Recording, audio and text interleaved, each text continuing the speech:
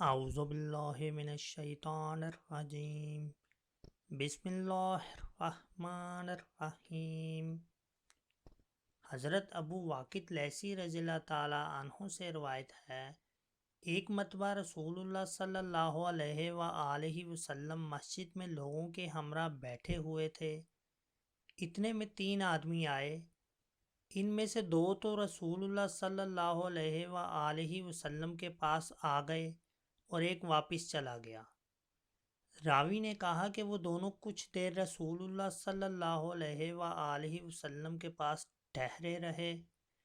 ان میں سے ایک نے حلقے میں گنجائش دیکھی تو بیٹھ گیا اور دوسرا سب سے پیچھے بیٹھ گیا۔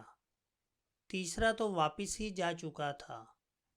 جب رسول اللہ صلی اللہ علیہ وآلہ وسلم بات سے فارغ ہوئے تو فرمایا، کیا میں تمہیں ان تینوں آدمیوں کا حال نہ بتاؤں؟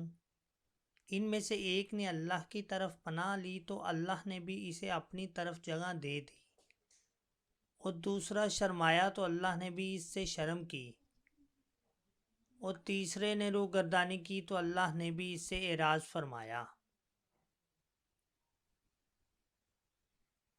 دوستو، حدیث مبارکہ دوسرے لوگوں کو شیئر کر کے ان کے علم میں بھی اضافہ کیجیے اور چینل سبسکرائب بھی کر دیجیے۔ جزاک اللہ۔